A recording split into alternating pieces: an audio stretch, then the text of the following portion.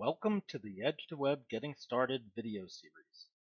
In this video, we are going to show how you can use Edge2Web Power Tools to build and run dashboards using the IoT App Kit.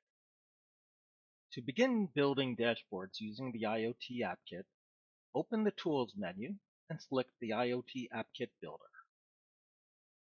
The Dashboard Builder has a toolbar for opening and saving of your dashboards, undoing and redoing of any actions you do in the editor, migrating existing dashboards from SiteWise Monitor, and for testing of your dashboards. Let's create a new dashboard. I'm going to click Open, and in the selector that comes up, I'm going to click Create. I'm going to give a name for the new dashboard, Production Overview, and I'm going to click Create. Now, below the toolbar is the IoT App Kit Dashboard Builder. Above the builder's canvas is a widget palette for selecting widgets to place on your canvas. On the left is a resource explorer for selecting your data. In the middle is the canvas for designing the dashboard, and to the right is a property sheet area.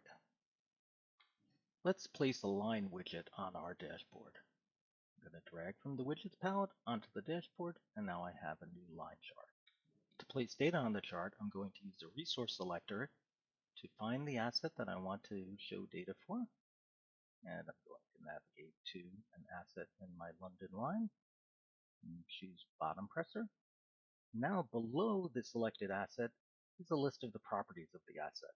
I'm going to select the good and the scrap counter. I'm going to click the add button to add them to the chart. The system now automatically displays data from my selected time frame, which is the last 5 minutes. Let's undo that last action and navigate to our data in a different way. Let's use the Resource Explorer to navigate to models instead of to direct assets, and that way we can switch between different assets of the same model. I'm going to pick the equipment asset model, and I'm going to select an asset that has that model. So I'm going to select the bottom presser, set the asset model. Once again, it shows me a list of properties. I'm going to select the good counter and the scrap counter, and I'm going to add them to the chart.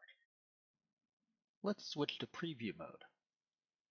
In preview mode, I can switch between different assets that have the same model and see what is being produced by those pieces of equipment. I'm going to switch back to the edit mode.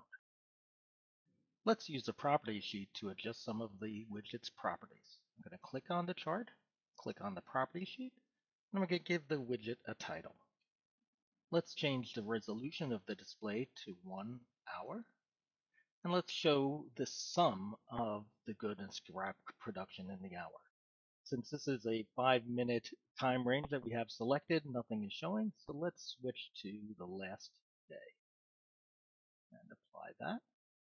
And now we see the good and scrap production over the full day. Let's also switch the legend to show below the graph and adjust the size of the graph so we can see all of the information associated with it. Now that I'm happy with the look of this graph, I can hit the Save button to save my work in progress. Now let's test this dashboard to see what an end user will see.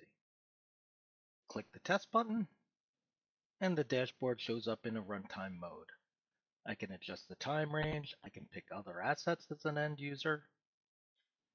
In addition to using this dashboard standalone, I can also use it combined with Edge2Web scorecards and dashboard widgets. This concludes our Getting Started video for IoT App Kit dashboard building.